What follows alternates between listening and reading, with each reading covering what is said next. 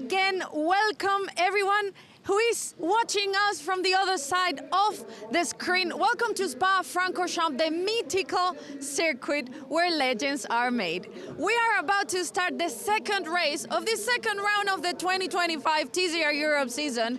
The drivers are ready, the cars are ready in the grid to start this amazing and exciting race. A lot of things will happen in this second race after that great victory of Marco Butti.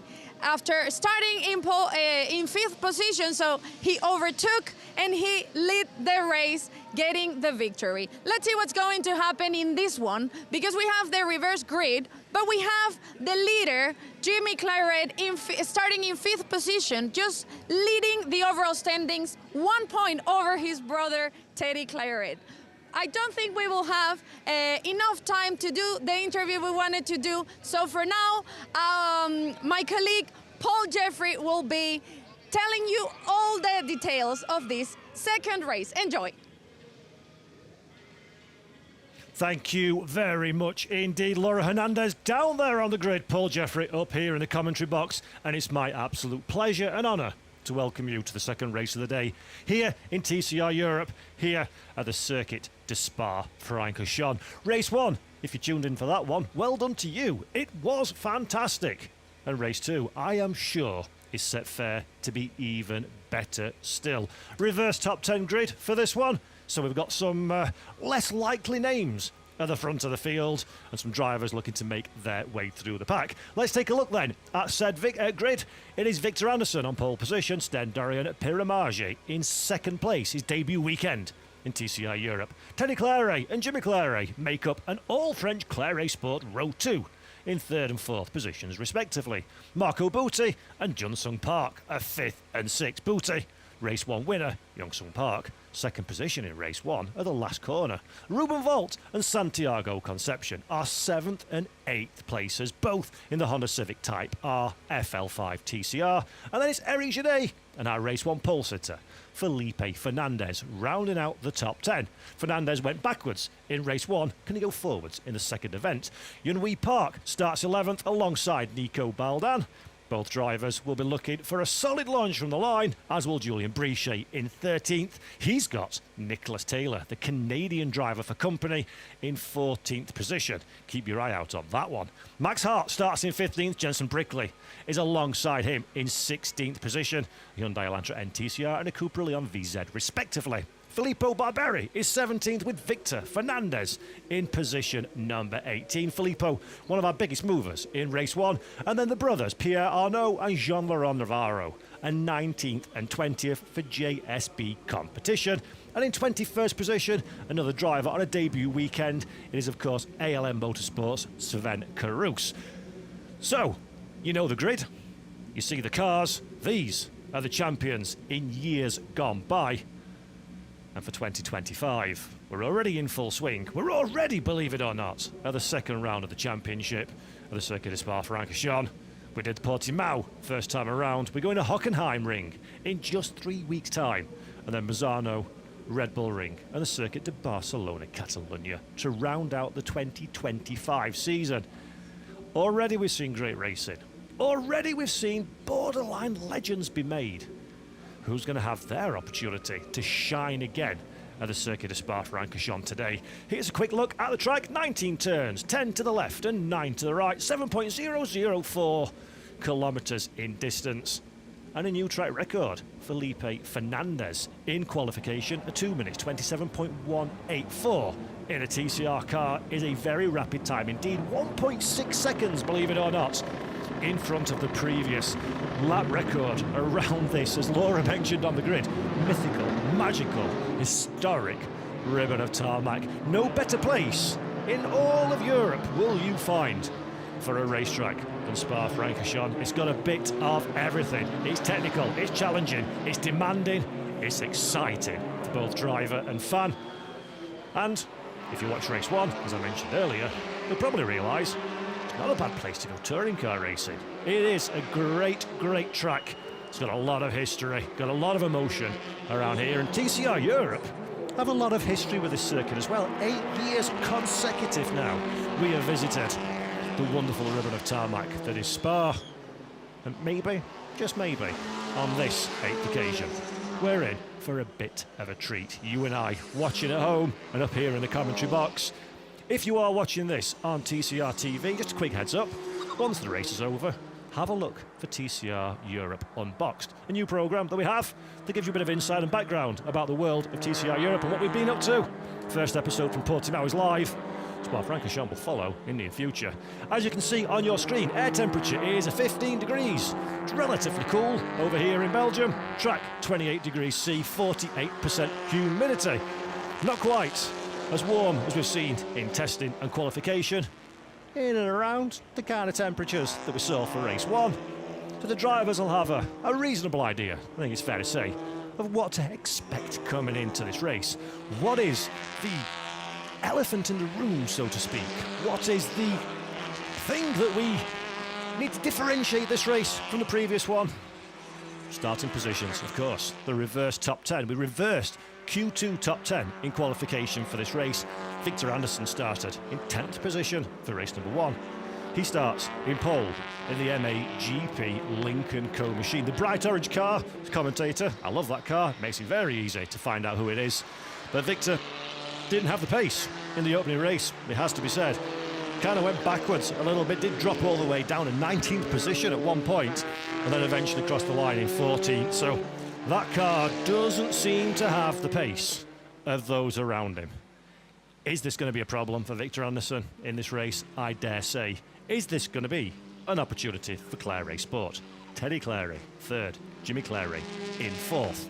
They are, for the sake of a singular point, joint championship leaders. They're not, of course, there's a point between the two of them, but they are the form drivers of 2025. They are the form drivers, actually, to be fair, over the course of the Spa weekend. They've been in and around the top 6 or 7, despite carrying the weight that they do, courtesy of the success in Portimao. It'd be a brave person to look much further than either of the French duo in terms of outright victory this afternoon. Stendori and Piramage on debut, his 2nd position. He was 9th in qualifying. A strong performance from the Estonian driver, racing for ALM Motorsport, our reigning team's champion. So the car's good, team's good, and we know that Sten is doing a good job in racing in TCR Spain of late, and doing very well indeed. Took a victory very recently as well, did Stendori and Pirajani. So it's going to be very, very interesting indeed if he can convert that performance. However, if he can convert that performance, he has a bit of a roadblock. That man Marco Butti won the race from 5th position last time out, starts in 6th today. But Marco has an air of confidence about him. The way he's carried himself following that race 1 victory does suggest he is a man that feels like this is an opportunity to get the double, to double up and take a 2nd race victory of the weekend, considering the strife car and driver went through with a rather large accident at Eau Rouge in testing. It's been nothing short of remarkable to see how they have turned things around. Marco, though, I am sure, will be his usual excitingly aggressive self over the course of this race. Keep your eye on him. Keep your eye as well, of course, on Ruben Volt behind. In fact, to be honest with you, scratch that. Keep your eye on all 21. It's going to be an absolute cracker. All is good. At the back of the grid then, that is a green flag to say we can go motor racing. The lights on the timing tower are illuminated. We get loud, we get excited, and we are go for TCR Europe race number 2 at Spa-Francorchamps. And just as the script dictated, Victor Anderson gets a lightning start from 1st position, but he's already under pressure from Claret behind. Anderson in the MAGP Lincoln Co. struggling for acceleration through La Source. He's immediately swamped by the Claret Sport machine. That is a lightning launch from the corner from Teddy Claret, my apologies. Teddy Claret takes over the race lead as 21 TCR cars stream through Eau Rouge and Rayon for the very first time. Several drivers running too wide down the Camel Straight. Anderson looking for the slipstream. Does he have the grunt in a straight line though? It doesn't appear so. And look behind. That is Park. Fantastic start then from Park, trying to find his way around the outside of Jimmy Claret. There's no space on this occasion, but a Soul Light Indigo Racing Hyundai looking like it's a car on its tippy toes in the early stages as Jensen Brickley almost turns his Cupra into two cars as one, side by side. Further down in the pack, Julian Brichet in the blue JSP machine, getting into all kinds of strife. Who's that on the lock stops? That's one of the Icoa cars. That looks like Barberi. Yes, it is. Indeed, he's going to be very careful on the rejoin. Fernandez in the middle of that one as well. Just running out wide is Nick Taylor. So Nick, having a dynamite start in race one, is being swamped by the pack. Wrong place, wrong time for the Canadian driver. He loses several positions, does Taylor, all the way down now in around 20th place, I think it is, or maybe a little bit high. Yes, 19th position for Nick Taylor. That is not ideal. Santiago Concepcion fancies the chances though. Has a look around the side of the Montland Motorsport car. Doesn't have any joy on this occasion though, as everybody now sweeps their way through. That is Ruben Fernandez. It's not been the start that Ruben was looking for, I don't think. Not Ruben, sorry, Felipe. He's not the start he was looking for, I don't think.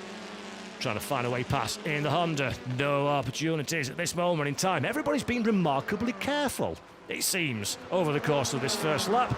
Everybody's still pretty much on racetrack. We've had a few cars say hello to the gravel. No harm, no foul, though. Pull their way out at the front of the field. Teddy Claret cares not one bit about the dramas behind. The French driver having a great start. And oh, that is not three wide car space there. Marco Butte as he slams into the side of Johnson Park. Both drivers survive though. Butte very much off of the racing surface. Look at this one. I suggested that Marco might feel a bit aggressive and might feel a bit enthusiastic. Well, judge for yourself, folks. That's plenty of aggression on show there. Johnson Park loses that position. So Marco Butte up in a fourth place. I'm not quite sure the legitimacy of that overtake. I'm sure that'll be reviewed a little bit later on. But either way, Marco Butte for now into fourth position and very much on a charge. Closing down, Jimmy Claret ahead, and that'll be interesting to see just how quickly that Honda can attach itself to the back of the Claret Sport Audi. A little bit further down, that's Max Hart, not having the start he was looking for. He's stuck all the way down in 14th position as Yun Wee Park trying to find a way past. He's being blocked though. Santiago Concepcion, Eric Genet making a very successful roadblock. The Hyundai driver unable to find any kind of gap and unable to leverage the advantage that he found at that moment in time. He can't move past solid objects like moving racing cars.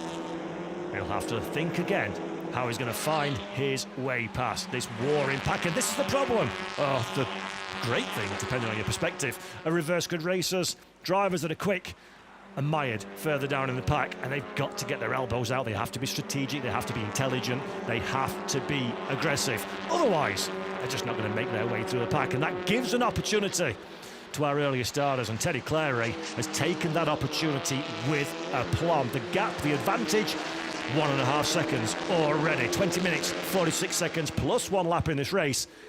Teddy Claret is pushing hard. Victor Anderson's got himself a comfortable advantage as well over Jimmy Claret. So a good 1.8 seconds between those two as Nick Taylor uses all the racetrack and more. Filippo Barberi, though, survives the onslaught. Taylor down there in 17th position has a lot of work to do. One of the standout drivers, one of the biggest movers, in fact, in race one was Nick Taylor. But he's got a bit of work to do at this moment in time. This is Pirijani that we're looking at in the ALM Motorsports Honda. Getting very, very excitable through Blanchimont. Both drivers, though, just about making his. Marco Butte now decides. Bust up chicane, place of choice. Bust up chicane, job done. Claret, though, trying to do the counter attack that we saw so successful from Johnson Park on the final lap last time around. Didn't work for him, but it works for Santiago Concepcion. That is a great launch to the final turn for Concepcion. Does he have the position? He's got the outside line. That is suboptimal. Locks a little break as well as he tries to be the last of the late breakers. Can't make it happen on this occasion. Genet getting heavily involved. And look at Jensen Brickley. That's the Monlau Cooper with the yellow flashes. Don't hit your teammate. Oh, good Lord, don't go 3 wide through Eau Rouge. That never works out well. And Eric Genet, displaying significant amounts of composure for his young years, decides that is not a party I want an invite to and gets very much out of it. But that allows Julien Brichet in, while up front, Ruben Volt. He's the leader of the pack, the man that's pushed his way through the dirty air first, and that is allowing Jungwoo Park to get very, very interested indeed. Genet, well and truly off the racetrack in the background, manages to rejoin without much harm nor foul, and that's a mistake from Brickley. Brickley's off the track, he's got the car gathered back together again, but the big question is, can he reinsert himself into the pack? He tries, Filippo Barberi's there, that car can't disappear, Jensen, unfortunately, so side-by-side contact it is, and that is more places hemorrhaged for Jensen Brickley. Not a nice few corners for the British driver, and he's very much been swallowed up in the pack. That's Nick Taylor. Nick's been basically in every position in this race so far, it seems, but he's still very much in the race, and now he'll be looking to attach himself to the back of the Monlau Motorsport Cooper driver as soon as he possibly can. Very frantic then in the opening few stages of this 25-minute plus 1 lap race. And it ain't over yet as Brickley now looks to the outside, becomes the inside of Max Hart, still too wide. Go the two drivers. Hart having to have a little kiss of the gravel, and that's Taylor, more in avoidance than a manoeuvre. We've cut away from it. Hopefully we'll go by very shortly, but Nick Taylor absolutely living on wit's edge. Does everybody make it through that pack? Unbelievably they do. And there is a number 17 PMA Motorsports Audi still surviving, but I think Taylor will be counting his lucky stars after that one. That could have been very, very nasty indeed, as Jun-Sung Park still holding on to 5th position, just behind Stendori and Piramage. Great drive this was Sten, it has to be said. Remember, this is the debut weekend of that driver in TCR Europe, Stendorian, benefiting from the reverse grid position. He's holding on very nice. In fact, as I say that one, thank you very much. That's the last of the late breakers through Eau Rouge. It's all fair and well though, being late into the corner compromises you on the exit, and now it is an opportunity for the 97 to find his way back up. Jun-Sung, emboldened by his first podium with a fantastic drive in race 1, is the bravest of the brave. Gets it done in Eau Rouge. You don't see that one very often, folks. And Jun-Sung Park back up into that position once again. I don't think this one's over though. Piramage very firmly in the slipstream. Which way do you go? Pick wisely, gentlemen, because this one's going to dictate your next few corners. The Estonian driver looked to the outside line, but I think the overlap is over. Yes, it is. Not so behind, though. Look in the background. This is a bit of a repeat action. Ruben Volt, same end result, but getting there in a whole lot more dramatic way. Ruben unable to find a way past Jungwoo Park. Teammates, of course, the two Park drivers, 5th and 8th position as things stand. So Ruben Volt, remember, had a DNF in race 1. Did Ruben, which unfortunately is becoming a bit of a theme in 2025. I'm sure Ruben, though, will be thinking maybe perhaps now's the time to bank a whole hatful of points and see where that puts him a little bit later on. It's still very close in the championship standings. We'll take a look at those at the conclusion of this race. I'm more interested in this battle. This is fantastic. Jun-Sung Park, 5th position. Oh, that is a shame. That is Sven Karus, the ALM, the 3rd of our ALM Motorsport drivers, off at the side of the circuit. Hopefully somewhere relatively safe and sound so we can continue under racing conditions. By the way, we didn't see it, but Felipe Fernandez and Victor Fernandez have both been down pit lane. Both drivers are back out on the racetrack, 20th and 21st positions respectively. But turning our attention though back to the lower reaches of the front of the pack, and Jun-Sung Park still trying to hold on as Marco Butti gets the job done on Victor Anderson. Victor trying his level best, the Swedish driver, to survive the onslaught of the faster cars behind, but Marco Butti somewhat inevitably finds his way past in fine fashion at the bus stop chicane. So Butti up in a 2nd position, Anderson down a 3rd, and unfortunately for Victor, Jimmy Clary is not a million miles away as well in the Clary Sport car, as Julien Brichet isn't a million miles away from trying to find an overtake. But on this occasion, the inside line is unavailable to the French driver. Let's take a look then. This is how Marco Butti got the position. That was as close as a close thing in terms of track limits. Butti gets the job done for now. Moves up in a second place, did Marco. And the gap to Teddy Clary, I hear you ask, but 3 seconds with 14 minutes and 15 seconds to go. Marco Butti is full of speed here at Spa-Francorchamps, so he does have an opportunity to close that one down. It's going to be a big ask, but he'll be up for the challenge, I'm sure, as Stendorian Primagagi gets the job done on Park. At last, Junsun Park concedes that place, and unfortunately for Junsun, is also Junyue directly behind teammates. And there we go. That's the inevitable message I was expecting to see. The 111 of Marco Butti must give back that second position of Victor Anderson. So he was skirting the fine line between in and out of track limits, and apparently out of track limits has been the decision. So Marco will have to get that one done quickly, and he'll be very disappointed about that one in his pursuit for Teddy Clary. Teddy, for his own benefit, will be more than happy for the swapsy around further down. That gives you opportunity to keep building a steady advantage. Last time around for Teddy Clary, he managed to find a couple of tenths of a second over the chasing pack. So the French driver certainly looking good, been very much on form as Teddy over the course of this weekend, and he'd dearly love to add to his victory tally in TCR with Teddy Clary. But that's still 13, 14, 15 minutes into the future, and a lot can happen in touring car racing, as you and I know very, very well indeed. Flash of the lights between teammates. That's a little bit of Morse code to say, I'm faster than you, dive out of the way real quick, because we can do something better for the team. That's what Junyue Park is saying. I have a sneaking suspicion that Junsung Park maybe not quite having the message there, as Eric Genet and Ruben Volt go side by side. Eric a little bit deep on the brakes. Ruben Volt gets that one sorted, holds on to the 8th position that he had a little bit further back as well, or a little bit further forward, should I say. The change in positions didn't last very long, did it?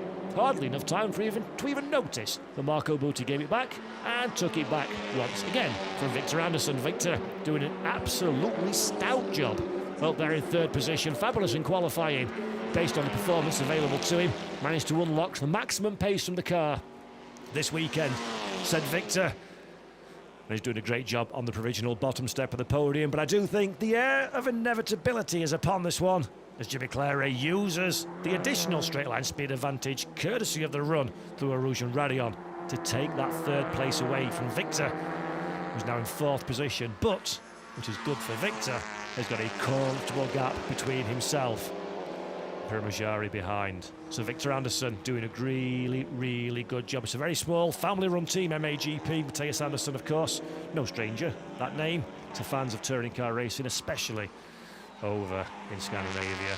And Victor doing a really good job. He's been a great addition these last few years to the TCR Europe field. A very affable, very polite young man. Very good conversationalist and an outstanding peddler behind the wheel of that family-run machine.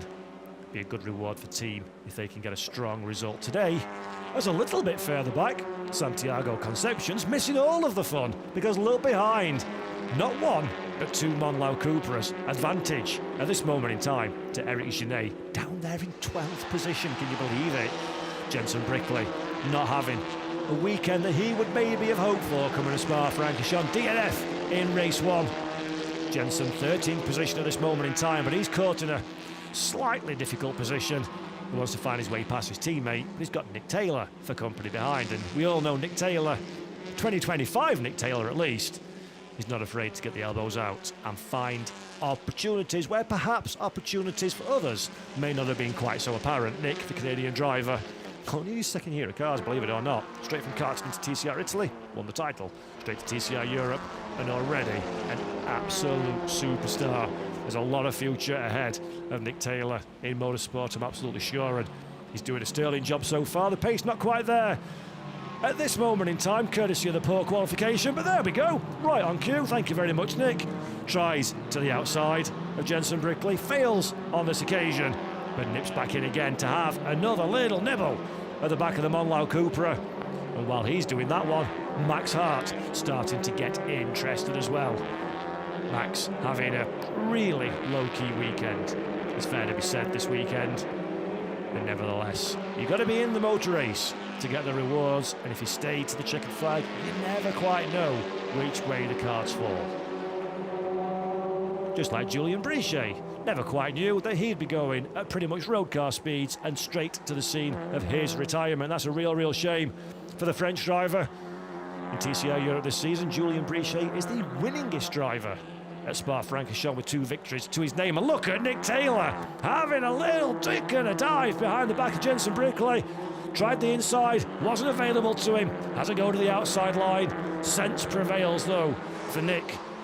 He elects to back out of that one, so Brickley survives for now. Some good defensive driving from the Monlau car. While we're looking at this one, we see the message that car number 33, Santiago Concepcion, must give the position back to car number 28, which of course is Eric Genet. So Eric, whereabouts are they on the timing streams? They're 11th and 10th and 11th positions respectively. Santiago, fortune favours him on this occasion because there is a bit of a gap courtesy of the Taylor and Brickley fight behind, so he does have an opportunity to nip back in behind the back of Eric Genet without losing too much. Question is, where do you do that one? Where is the most advantageous place as a driver to affect that change? Jun Sung Park, by the way, and Jun Wee Park still in the same positions as the last time we saw them, 6th and 7th respectively. So the flash of the lights from Jun Yue, perhaps not quite having the desired effect. Into team, Jun Sung thinks he's the quicker of the two, and who's that? Piramaje. So Stendori and Piramaje in some kind of straight from an outstanding 5th position. He's got the indicator on, he's keeping well and truly out of the way. That's a hairy place through Blanchimont to be a slow-moving car. But Stendorian in some kind of strife. That's a real shame for the Estonian driver. He's had a very nice second race of the day, and looking at the commentary box window, I can see the ALM Motorsport mechanics. Mix of confusion and disappointment amongst those guys as their driver, their man, their charge, their new guy here for Spa-Francorchamps heads down a pit lane. And we don't make pit stops in TCR Europe, so if you're going down pit lane, unfortunately you're going straight to a bad time. Stendorian Piramaje, doing the slow and frustrating trundle on the pit lane speed limit. Don't know what's happened to the car. Doesn't seem like there's any kind of accident damage, but the end result is still very much the same. That's the end of his adventures, his debut in TCR Europe. And at Spa-Francorchamps instead had a good run, but unfortunately the history books will record 0 points for today's racing activities. Quick change of boots on the car, as is par for the course. And there is Stendorian Piramaje. Unfortunate for him. Fortunate for Victor Anderson, though. Why fortunate? Because he's fast and he's doing a good job. That's why fortunate. Victor up in 4th position and hanging on to the back of Jimmy Claret quite nicely indeed, it has to be said. This is a good performance from Anderson. Last time around a 2-minute 30.1 for the Swedish driver versus a 2:29.986 for Claret ahead. So they are pretty much as one. But this is the one I'm interested in for the next 6 minutes plus 1 lap. Marco Buti. Lap time count for him. He was just over half a second quicker than Teddy Claret on the previous tour. But that might be a great amount of time on a short circuit, but it's something 7 kilometres like Spa, and with only 5.5 minutes and 1 lap to go, it's going to be a very big ask indeed for Marco Buti. He has the pace, but does he have the time? That's the question he needs to ask, and we need to ask of him, even if he doesn't go any further than this. For Marco, based on how this meeting started, 2 podiums, one of which being a victory, would be a very nice tonic indeed, and could have significant penalty. So what's this one? This is Jean Laurent Navarro, in the JSB car, and that's a rather unhealthy looking machine. Now, can Jean Laurent, this is the big question, this is what's important, this is going to have an impact on the rest of our race. Does he find somewhere safe to get that car out of the way so we can stay under green flag conditions? 5-second penalty for Santiago Concepcion for overtaking outside of track limits. That's not ideal for the number 33. Santiago down there in 14th place. That'll be added, of course, to his race time at the checkered flag. So no effect for what's happening on track, but still, nevertheless, not ideal for Santiago. Julien Brichet, by the way, did make it back to pit lane. It says he's in the pits, and I can see him out of my commentary box window, sat on pit wall watching the race. So he'll be going no further. That's a real shame for the French driver. Julien Brichet not quite having the return to TCR Europe he perhaps would have hoped so far this season. I'm sure there's better times to come for the JSB team as we look at a great squabble a little bit further back. Filippo Barberi and Max Hart. Hart had the inside line.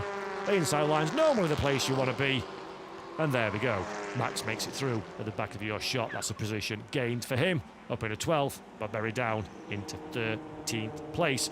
As we pick up the fight with Nick Taylor.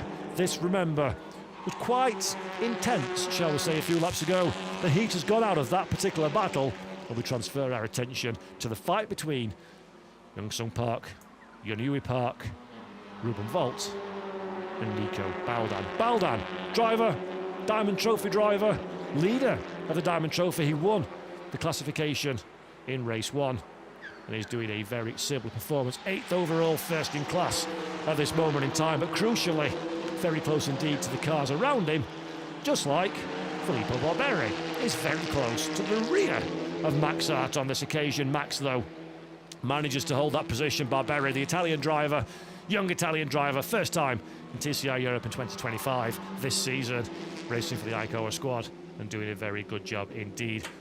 Drives alongside Nico Baldan. Baldan's coached him in years gone by, and now the teammates.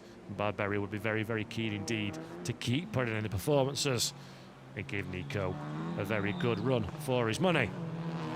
Jimmy Claret, very briefly we saw on screen there, still in 3rd position. Marco Butti still in 2nd. Teddy Claret still in the lead. And the two Parks, the AM Honda and the Icoa Audi, are still almost glued together as one. It's like watching a sim race, this, isn't it? Look how close these are, and Yunhui trying to signal to his teammate, hey, look, I'm coming under pressure here, either go faster or get out of the way, as Ruben Volt is saying that inside line is very attractive. I like the inside line, I hold the inside line, and I do not give any opportunity to Nico Baldan behind to use that to his advantage and find his way past. Volt in 7th, Baldan in 8th, but Nico looking very quick indeed at this stage.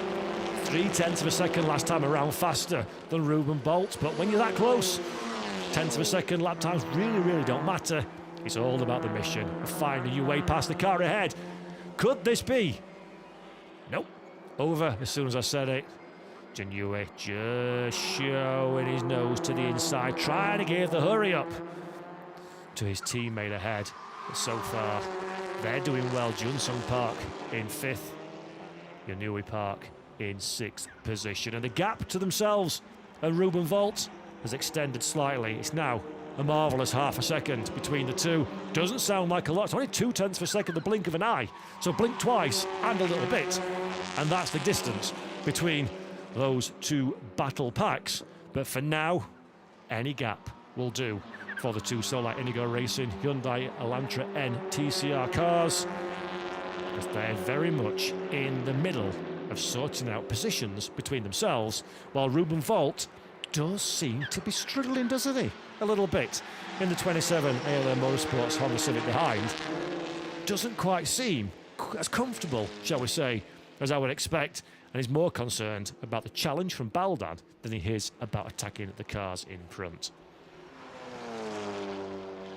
Through Blanchimont, one of the scariest yet most exciting corners you could ever imagine in a TCR car for Teddy Claret. Right on cue, we see the car very squirrely indeed over the exit curb. Teddy is in no mood to relax, doesn't want to let the guard down whatsoever. 5.7 seconds, which frankly in TCR Europe is absolutely night and day in terms of a gap, but Teddy pushing as hard as he possibly can at this moment in time to starve off the threat of Marco Butti behind. And look at the times last time around. Teddy Claret was very healthy, 2 seconds faster than Marco. So Marco in some kind of strife last time around with a 2-minute 31.763. Plays a 2-minute 29.884 for Claret. Butti perhaps, maybe, courtesy of the incident from earlier in the event, hasn't had the same running naturally as some of those around him. Maybe, maybe not. That's playing its part right here and now. But Butti definitely seems like a man whose challenge for the lead has broken, and now it's more about consolidating, trying to keep back the charging Jimmy Claret behind. And Victor Anderson, this has been a drive of his season at the very, very least. Still in 4th position, but not just that, well and truly in the picture for a move. What are we looking at here? That is Ruben Volt and Nico Baldan saying hello to each other in the least polite terms possible into the bus stop chicane. Both drivers do survive that one, unbelievably. Still advantage, Ruben Volt and Nico Baldan. Has a little bit of time to find to try and get on top of what is happening around him. Picking back up then, Marco Butti, Jimmy Claret, Victor Anderson. Anderson a little bit detached from this battle, still in touching distance, but not in an immediate launch position. And perhaps asking the rhetorical question, is that a good place to be? Let these two squabble, see what opportunities come your way. Marco Butti most certainly is struggling now in the dying embers of this day. We're getting to golden hour almost here at Spa-Francorchamps with some beautiful, beautiful weather conditions, some atmospheric moody lighting, and we're getting the golden hour of Marco Butti's race, it seems. It's starting to wind down in terms of pace. It's starting to ramp up in terms of pressure. Jimmy Claret very firmly on the attack. He would absolutely dearly love to make this a Claret sport. 1-2 just behind his brother, but he's got to find a way past the Honda before he can make that happen. Oh dear, that's going to be a big one, and it is indeed. Marco Butti nose first into the barriers. Some kind of drama for the Italian driver. He's off of the racetrack. Claret and Anderson make their way through. Jimmy crosses the line to start the final lap, but that was not a nice sight at all for Marco Butti. Hard into the barriers. Blanchimont, I think that was turn 17. It's saying on my timing screens, which is indeed Blanchimont, the fastest part of the racetrack here at Spa-Francorchamps. Absolutely not where you want to be going off the racetrack. What it does mean is Jimmy Claret moves up in a second. Victor Anderson gets back on to the podium positions, and Johnson Park and Janui Park are in 4th and 5th respectively. What happens here to Marco? Can't really see from that angle, but that is a big contact. Hopefully the Italian driver is all okay after that one. We don't like to see this kind of thing at all, and yeah, that is a big impact with the barriers for Marco Butti. Some kind of dramas further down as well for Jensen Brickley. Well and truly missing the bus stop chicane for the number 246. Jensen, though, gets back out on the racetrack again, so it's never over until it's over. It's a famous saying in motorsports. Those two drivers have very fairly proven that one to be the case, as Teddy Claret continues on his merry way. Very strong performance this from the affable French driver. Jensen Brickley forlornly looks at his car. No doubt a few choice words will be muttered inside that helmet. And Jensen Brickley's weekend really not gone to plan at all. I'm hearing on my timing screens, by the way, the driver of car 111, which is Marco Butti, is okay, which is fabulous to say. So big impact for Marco. There we go, right on cue. Absolutely delighted to hear that one. Marco's a lovely young man, and he'll be very disappointed with that one. Indeed, DNF, when it was looking very comfortable for at least a podium position. Yellow flags rightly waving at Blanchimont. Teddy Claret won't care though. He's got 8.4 seconds. He can almost afford to get out the car and see if Marco needs a lift back to pit lane. And this is car number 20 for Teddy Claret, coming into the bus stop chicane for the final time, and what a performance. So here we go then, not for the first time this season.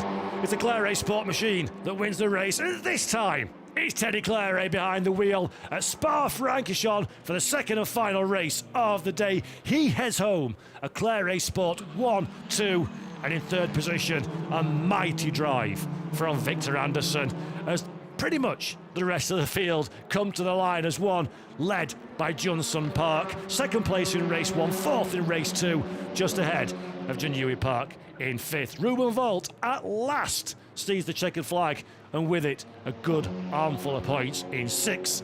Nico Baldan crosses the line in seventh to win the Diamond Trophy, just ahead of Eric Genet in eighth. Ninth goes the way of Nicholas Taylor. Filippo Barberi in 10th. Max Hart crosses the line in 11th position. And everybody heads down pit lane. Job well done on what has been a fabulous race. The Youth Trophy won on this occasion by Victor Anderson in third place as well. That's a great performance and result for him. Second in the Youth Trophy goes to Janui Park. And third goes to Ruben Volt. Nico Baldan takes the Diamond Trophy victory from Pierre Arnaud Navarro and Victor Fernandez. Pierre Arnaud finishing in 12th. Victor not yet crossed the line, but will do so shortly in 14th position.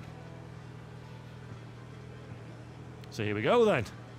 Teddy Claret keeps the winning tradition for Claret Sport in 2025 well and truly alive. What a fabulous result for him. Over in Portimao, he had a third and a fourth position while he watched his brother take the victory. And then coming into this one, fifth in race 1, and a very special victory indeed for Teddy. Look at that one, straight over to his brother, open the door, and that is beautiful scenes. We really love to see this one. What a great performance. Second victory for Teddy Claret. Last time out was 2021 at Paul Ricard, so it's been a long wait. You know what? Sometimes things that are worth having take a little while, and Teddy Claret will be delighted between that one. Came into this race with a point separating the brothers. Assuming that they stay in the positions that they are following all the post-race scrutineering, the gap has grown to a massive 4 points between Teddy and Jimmy Claret. Absolutely brilliant. First 1-2 for the team and for the brothers. And you know what? If you're going to do something you love, you know what makes it even better? You do it with your family. And they are very much a family-run team. Mum and Dad and their respective partners are all here at Spa-Francorchamps. And he's going to taste all the sweeter for it. Teddy Claret then is your provisional race winner from his brother Jimmy Claret. Victor Anderson rounds out the podium in a sterling drive for MAGP. Johnson Park is fourth position, just ahead of his teammate Janui Park for Solite Indigo Racing. Ruben Volt finishes at last in sixth. Nico Baldan, Diamond Trophy winner, is seventh, just ahead of Eric Genet. Ninth position goes the way of Nicholas Taylor after an up and down race. Filippo Barberi joins him in the top 10. Then it's Max Hart, Pierre Arnaud Navarro, Sten Dorian, Piramage, Victor Fernandez, and then, unfortunately for Jensen Brickley, he is classified 15th, but we saw the strife that car was in, and the checkered flag doesn't see said checkered flag, but does make the final classifications. Fellow retirees from this race go the way of Marco Butti with a terrifying accident at Blanchimont. Felipe Fernandez also in 17th, and then Santiago Concepcion, Jean Laurent Navarro, Julian Brichet and Sven Cruz are our DNFs. And here is the provisional championship points, and that's the humongous 4-point gap between Teddy and Jimmy. Eric Genet in third, Johnson Park in fourth. 28 points follow our top 4 drivers. Let's go down to pit lane. Teddy, congratulations, what a victory. Last victory was 2021 in Paul Ricard, and now you're leading the standings 4 points over your brother, Jimmy. How does that feel to be back in the podium, in the victory actually?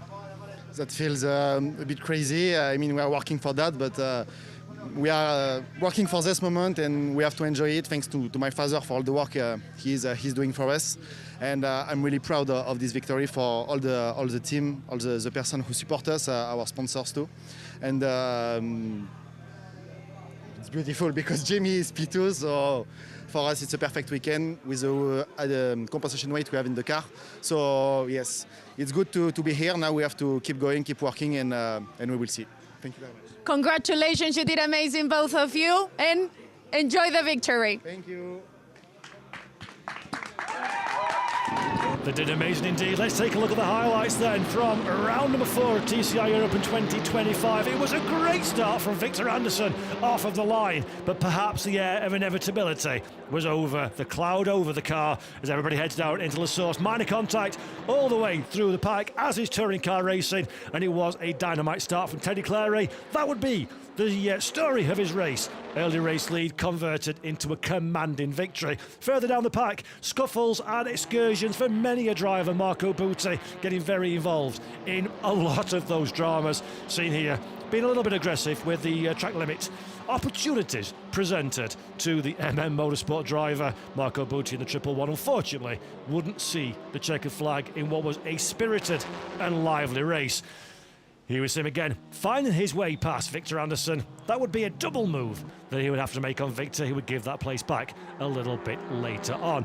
Sten, Dorian, Parmigiani doing a great job as well further down the pack. And there is Marco taking back again the position from Victor Anderson, courtesy of that off-track overtake. While all that was happening, though, unfortunately, it wouldn't be the end of the Italian driver's story. Heavy contact in Blanchimont. Driver okay, car less so. It's been a bad day in the office for Marco this afternoon at least, and for his mechanics yet more work to do on what is already a heavily damaged car. But in the end, when the flag did wave to say goodbye to Spa-Francorchamps and TCR Europe racing activity, it would be an all-French affair in the front two places. Brothers, friends, colleagues and teammates, Teddy Clary and Jimmy Clary in first and second position as we get ready for our podium celebration. And this is going to be one to watch, folks, because these two drivers, the family in fact, absolutely love their motor racing. We at TCR Europe are delighted to welcome them back again for a full season, and they've already proven more than value for money on track. A win apiece for Jimmy at first in Portimao, and then Teddy took a turn in Spa-Francorchamps. Fantastic stuff. Family-run team, as I mentioned. Dad, mum, wives, friends, family, mechanics. Everybody gets involved. They're a really friendly bunch of people. And also they make some exceptional cake over there. I had a bit of that earlier and it was quite delightful. That's a great reward then for Teddy and Jimmy Clary. In a few moments' time, we'll be celebrating those podium positions. Just to mention and recap again, Youth Trophy winner for our young drivers, 21 and under at the start of FP1, the start of the season, goes the way of Victor Anderson. And Victor will be happy because he's taken a third place overall finish as well, so he'll be awash with trophies when he makes his way back home to Sweden later on this week. And the winner of the Diamond Trophy goes the way of Nico Baldan for the second time this weekend. Nico picking up yet another victory in that category for drivers 40 and over at the start of the season. Nico finished 7th overall as well, and leading home the Icoa charge in the Audis. His teammate and fellow Italian Filippo Barberi across the line in 10th position. So it's been a decent day in the office for the Italian squad, but I'm sure they'll be getting their thinking caps on to extract some more pace from the car for Hockenheim Ring, because the same mark, the same model, took a 1-2 in the hands of Teddy and Jimmy Clary, respectively. So, a few more seconds to go. Podium's a bit of a walk upstairs from Parc Fermé. It takes a little while for our drivers in their full racing regalia after a hot day's racing, but here we go. And there is Victor Anderson. Bit of an understated celebration from Victor. I thought he would be absolutely delighted with that one. But another great drive from Victor. Second place, Jimmy Clary. And he's got the loudest clap of all for his brother. Absolutely spectacular. Who's he on the phone to? Teddy. More than delighted. Get the pictures in as well. Why not? It's been a long time since the last win, 2021. As Laura Hernandez down on pit lane said. And there is Dad. The very remarkably similar looking family, these three. So let's have the national anthem for France.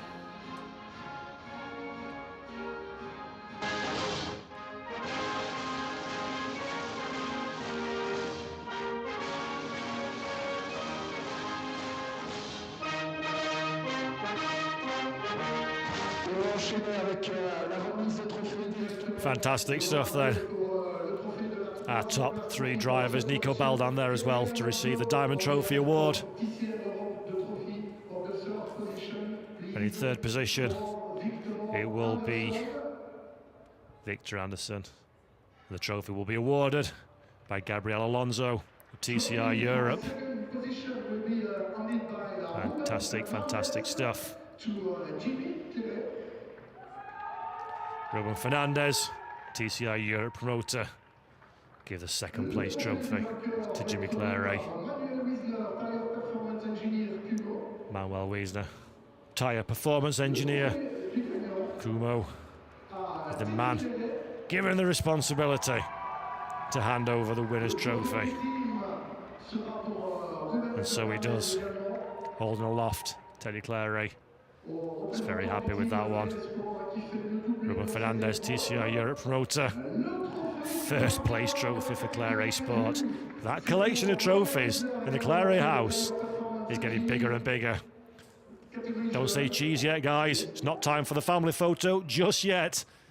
Because Nico Baldan needs his Diamond Trophy Award.